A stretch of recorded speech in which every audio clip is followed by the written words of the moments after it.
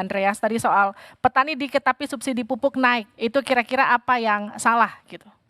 Ya, sebenarnya ini dari jaringan tani kami ya, dalam arti petani itu sebenarnya, tidak kalau boleh, kalau misalnya, pemerintah bisa menjaga harga yang baik di tingkat usaha tani, pupuk sebenarnya nggak perlu disubsidi. Baik, Karena apa? Karena persoalan petani saat ini bagaimana bisa mendapatkan pupuk tepat waktu dan tepat jumlah. Itu yang terpenting. oke, Sehingga untuk itu kenapa yang berkali-kali kami usulkan ke pemerintah lebih baik subsidi yang sekarang ini subsidi itu sebenarnya ditujukan untuk perusahaan pupuk, Mbak. mhm, Jadi subsidi uangnya itu masuk ke PT Pupuk Indonesia. Kan? Untuk itu lebih baik uang yang kira-kira nilainya 30 triliun tersebut dibagikan saja ke oke, petani. Jadi itu persoalannya.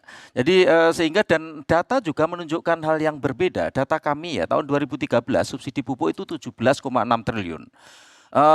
Produksi padi baik, nasional itu 58. mhm, Lalu kemudian naik tinggi tahun 2019 itu oke, subsidi pupuk mencapai 34 triliun, oke, hampir 2 kali lipat. mhm, Tapi bagaimana terkait peningkatan produksi justru turun. baik, Produksi dari 85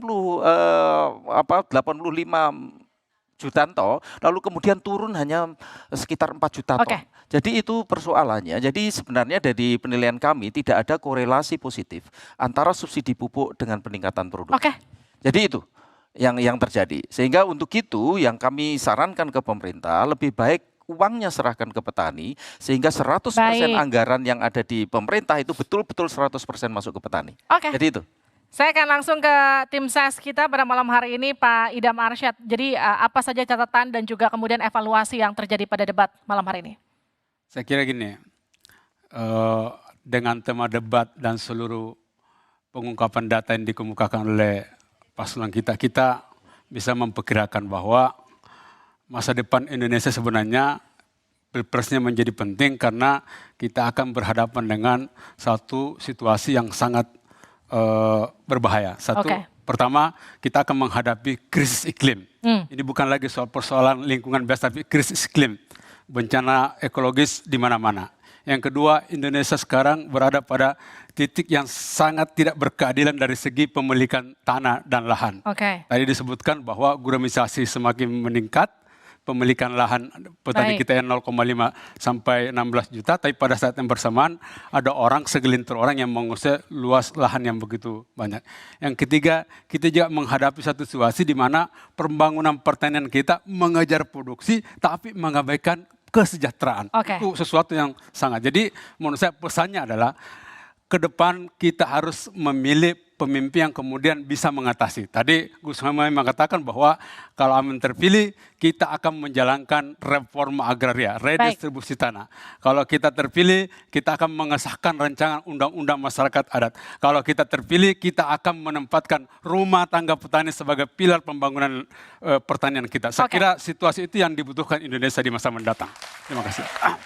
Selanjutnya Mbak Roro.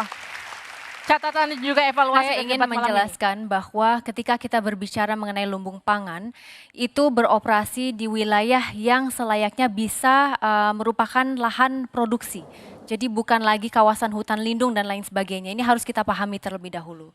Lalu kemudian yang kedua, mengenai terminologi mengenai green inflation. Green inflation ini merupakan kenaikan harga ya secara tajam yang bahan-bahan pokok yang berkaitan mengenai transisi energi ataupun energi hijau.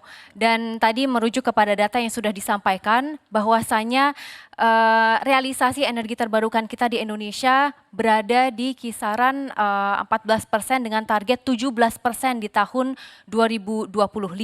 Sebelumnya memang berada di 23%, tapi mengingat bahwa di saat itu rencananya berdasarkan pertumbuhan ekonomi sebesar 6%. Baik. Saat ini realitanya tidak seperti itu, maka kami berharap dan Mas Gibran juga sudah menjelaskan betapa seriusnya beliau ingin mendorong transisi energi untuk negara Indonesia demi terciptanya masa depan yang berkelanjutan. Ekonomi hijau sangat berbeda, artinya sangat berbeda. Dan di saat itu kita bisa menyadari bahwa Pak Paslon 3 berarti ya tidak menjawab pertanyaan yang telah diutarakan. Dan kami menganggap bahwa terminologi green inflation ini merupakan sebuah terminologi yang pada dasarnya sudah masuk di dalam tema tersebut. Baik. Jadi bukan lagi sesuatu hal yang perlu dipertanyakan. Tapi selebihnya paslon nomor 2 bertekad untuk menciptakan masa depan yang berkelanjutan. Oke. Kita tidak hanya memikirkan pertumbuhan ekonomi nasional kita saja, tetapi bagaimana kita kemudian mensejahterakan masyarakat. Dari tingkat desa juga kita perkuat dari Baik. segi kesehatan, ekonomi dan lain sebagainya, di mana didampingi dengan lingkungan hidup yang terjaga dengan baik. Itulah Oke. komitmen kita untuk negara Indonesia. Selanjutnya silakan Pak Andre. Baik. Jadi isu yang dibahas hari ini itu menjadi sangat penting karena bukan hanya mempengaruhi bagaimana Indonesia berkembang 5 tahun ke depan, tapi sudah menjadi urgent pada saat ini. Kita tahu isu pangan, kita lihat bahwa kelangkaan pangan, harga pangan yang meningkat. Kita tahu bahwa kita akan berkompetisi dengan negara lain kalau kita perlu impor barang pangan. Kedua, soal iklim. Iklim kita juga sudah merasakan bahwa ini sudah menjadi isu pada saat ini. Iklim ini juga mempengaruhi ketersediaan pangan ke depan.